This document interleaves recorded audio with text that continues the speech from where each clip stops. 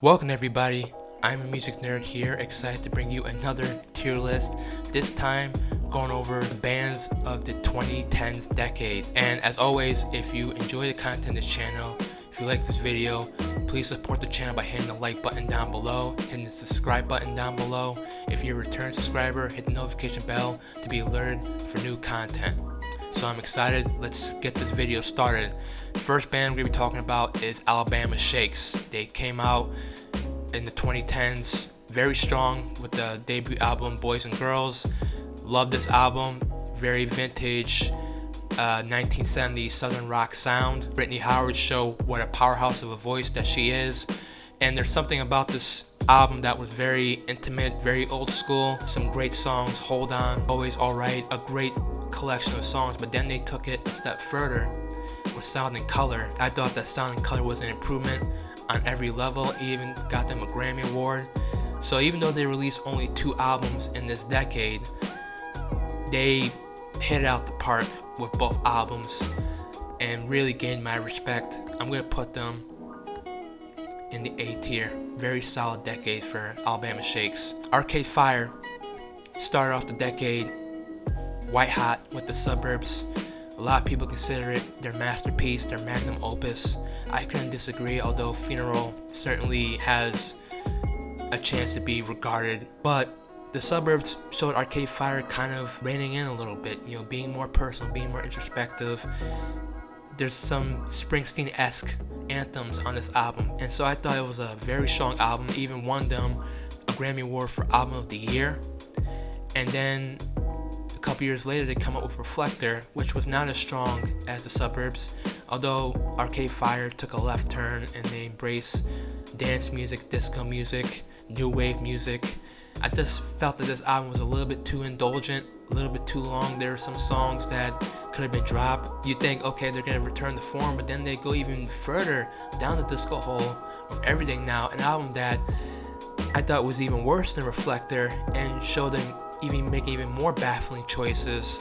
And their lyricism wasn't as strong. Just the ideas that they came in here were just, some of them were just very half-baked. So I don't know, I'm conflicted. They started off the decade so strong with The Suburbs, and you would have thought, man, that this band is gonna put out classic after classic after classic, but they took a step down in my opinion as the decade wore on. And now I'm finding myself, am I even anticipating an Arcade Fire album, like if they're on this trajectory? So I'm gonna put them in the B tier because they did become more successful in this decade. And The Suburbs is a classic album, but because of those 2 other albums, I gotta drop them down. Black Keys, the brothers came out in 2010, brought them to commercial success after just chipping away for it for a decade. El Camino came in, a little bit of a different sound, showing them embracing surf rock, 1950s rockabilly, very much of a vintage sound, but also bringing that modernist Rust Belt sound for the Black Keys. Very successful. Songs like Lonely Boy, Gold on the Ceiling, Little Submarines were great songs. And they come out with Turn Blue, which showed them embracing more psychedelic sound. It wasn't as good as their 2 previous albums, but still there's some songs there that I could play. Fever, I think, is a great song. And then they came out with Let's Rock, which is, to me, one of the most underwhelming, most disappointing rock albums of the decade. Just a very bland album. So for Black Keys, to me, the albums they put out this decade were not as good as the albums like Rubber Factory, Thick Freakness. Even though they were more successful in this decade, I don't think they really hit the mark like they did in the 2000s. So I'm going to put them in the C tier. Coldplay. Now, I'm not the biggest Coldplay fan, but even I acknowledge that they are one of the most popular rock bands to come out of the 21st century. And I feel like here in the 2010s decade, they were opening up, being more diverse, embracing electronic sounds, embracing disco sounds like Adventure of a Lifetime. But to me, they didn't make the quality hits here like they did in the 2000s. Songs like Clocks, Viva La Vida, Speed of Sound, The Scientist, Yellow, like these are hits that everybody knows about. In the 2010s, I didn't see those same type of hits. I mean, Adventure of a Lifetime is a nice little danceable tune, but songs like Sky Full of Stars and Paradise are just so bland that they're just not as memorable as their songs in the previous decade. And to me, even though Coldplay showed them playing at the stadiums, they even played in the Super Bowl, even though they were overshadowed by Bruno Mars and Beyonce, just not the consistency that they had in the 2000s. So I gotta put them in the D tier. Foo Fighters coming here into their third decade, coming out strong. Wasting Light, to me, I thought was one of their best albums of their careers. Certainly one of my favorites. And then they came out with Sonic Highways, and of course they had that HBO film where they went to 8 different studios in 8 different cities, and everybody was like, oh man, they're gonna do jazz, they're gonna do rock, this is gonna be a fucking crazy record. And it just was the same type of Foo Fighters albums that you usually get. So not a lot of experimentation there, very underwhelming. They kind of returned to form a little bit with Concrete and Gold, but to me wasn't as good as Wasting Light. So for me, Foo Fighters, very average decade. I'm gonna put them in the C tier. Fall Out Boy, one of the bands that I didn't think was gonna survive the 2000s. If you're around the mid 2000s, you know that they were one of the biggest pop punk bands, maybe the biggest pop punk band to come out of that era. And songs like Sugar We're Going Down, Dance Dance became huge pop hits. But then the 2010s, kind of showed them embracing EDM and dubstep, and I just found a lot of their songs here to just be annoying. Songs like Centuries and Uma Thurman, and that horrible song Young and Menace. Oh my god, one of the most annoying songs. Just awful. Fall Out Boy, still putting out #1 albums, still has a huge fan base, but to me just wasn't as interesting as the output that they were putting out in the 2000s. And so I'm going to put them in the D tier. Gorillaz coming out with Plastic Beach. A lot of fans consider that album to be one of their best albums. Now for me, I don't listen to too much Gorillaz, but I do know that during this decade, they still kind of kept the train going. Albums like The Fall, Humans, The Now. Gorillaz, still a very popular band, still has a huge fan base, but in this decade, kind of saw them taking a little bit more chances, embracing different types of sounds. To me, not all of it hit. I think for them to start off so strong with Plastic Beach and to kind of end it kind of meh, I'm gonna put them in the C tier. Green Day in this decade, to me, just very flat. They got more indulgent with Uno Dos Tres, which is a triple album, very forgettable album. And then Revolution Radio, obviously much shorter, but another forgettable album. And so, anything that Green Day puts out at this point, they're in the Rock and Roll Hall of Fame. Anything they put out at this point is not going to diminish their legacy. It's not going to kill their fan base. But to me, they didn't really have a very good decade, in my opinion. I don't know any song that came out in this decade that they made that was even as catchy or memorable. So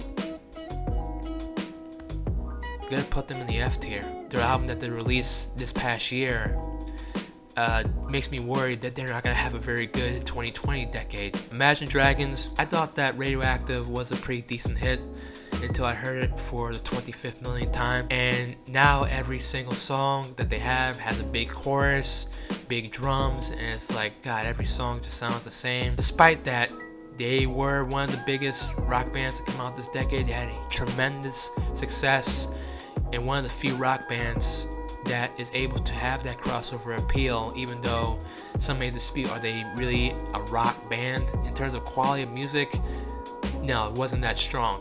But in terms of having the success that they had, you gotta put them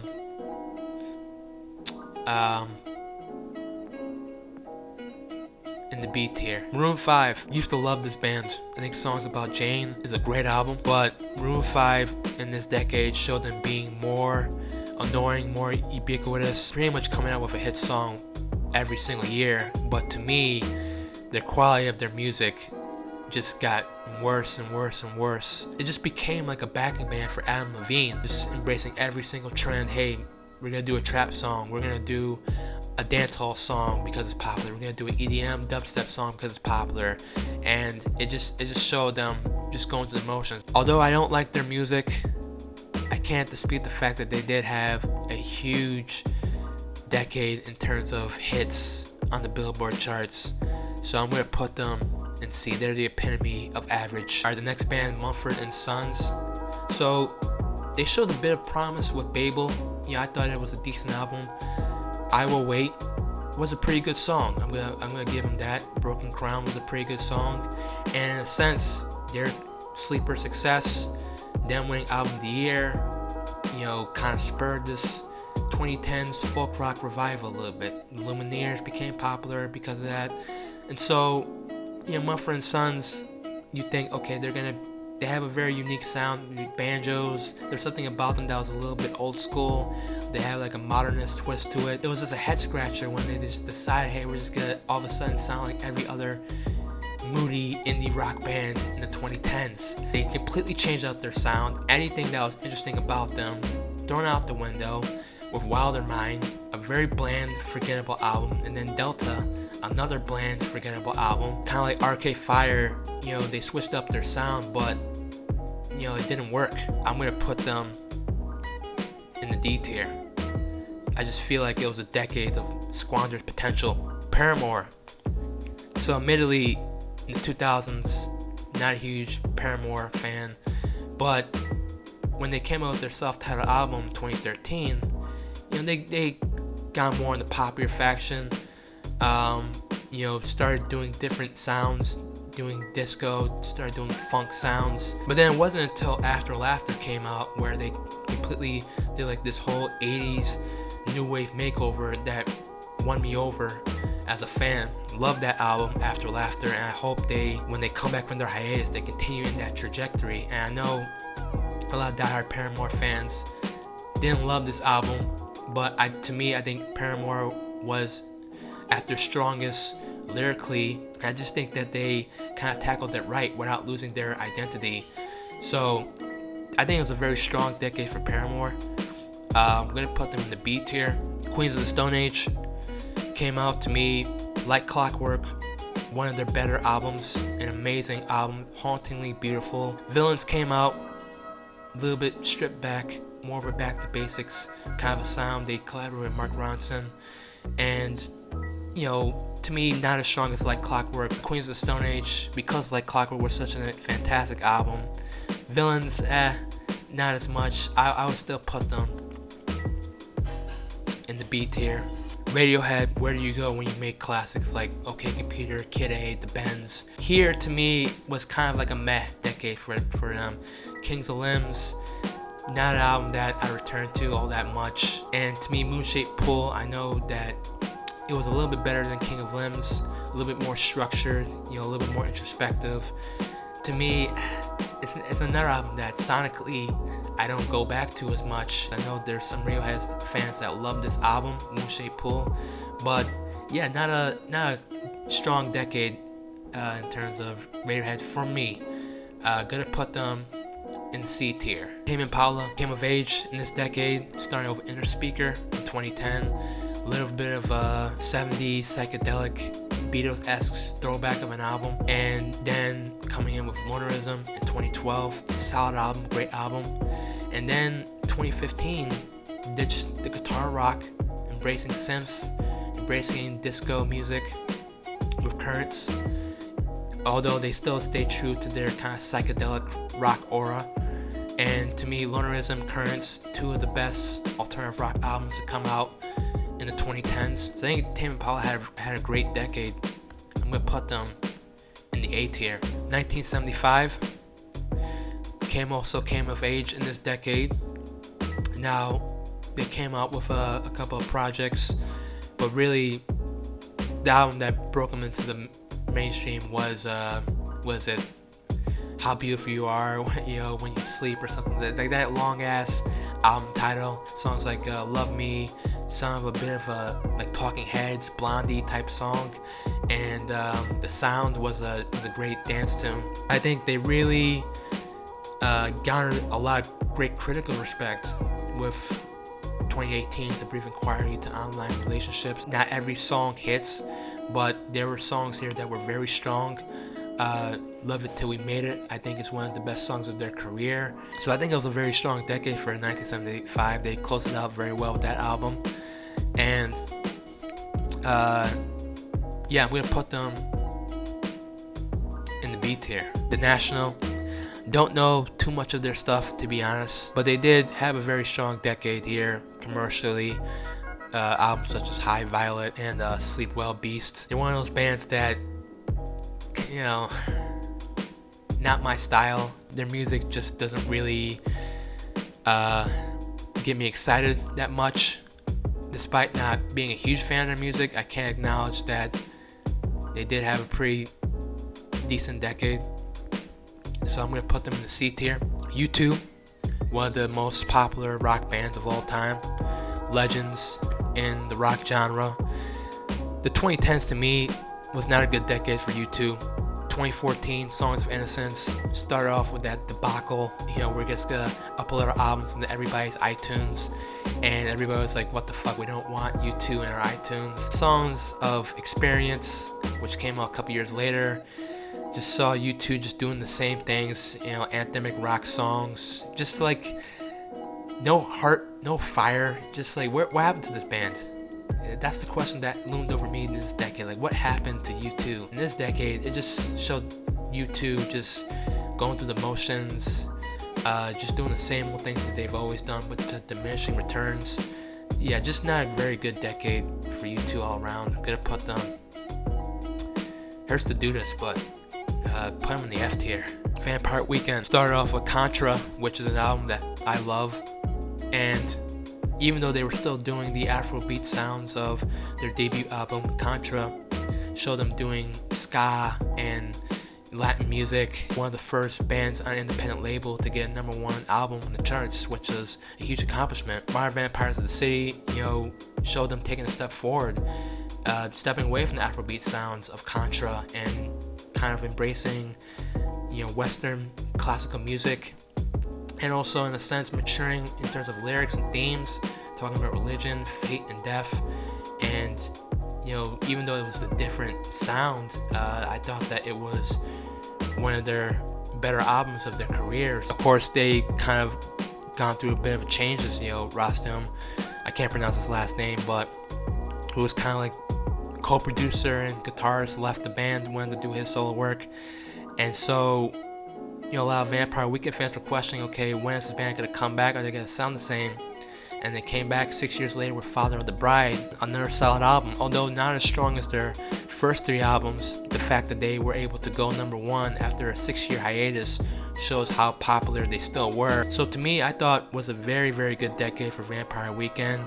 It established them as one of the most popular and influential indie rock bands. Shows you the strength and the quality of their music, so I'm going to put them in the A tier. I think it was a very good decade for Vampire Weekend. LCD Soundsystem, which is a band I never thought was going to come back. 2010, This Is Happening. This was their, you know, farewell album. To me, a very solid album. Not as good as Sound of Silver, but, you know, showed them kind of doing stuff like spoken word, and you know, it was more of a progressive rock album in a sense. And you know, they had a farewell concert, and everybody thought that this was the end for them. James Murphy wanted to do some other projects, co-produced Arcade Fire's Reflector. You definitely saw his influence on that album. Randomly, they said, hey, we're gonna come back, and they came back with 2017 American Dream. Not as good as their previous albums, but very solid album. I think it proved to people that LCD Soundsystem, how beloved they were and how much people missed them, and showing them being more politically aware, more socially aware. And so yeah, I think it was, even though they only released 2 albums in this decade, I think that it was a pretty solid decade for LCD Soundsystem. Gonna put them in the B tier. And yeah, that's it. That's my tier list for bands of the 2010s decade. leave a comment below. Tell me what you think of this tier list. Tell me what you think about some of the bands that came into prominence of this decade. YouTube recommends these 2 other videos to check out after this one. Thank you for watching this video. As always, until next time, peace.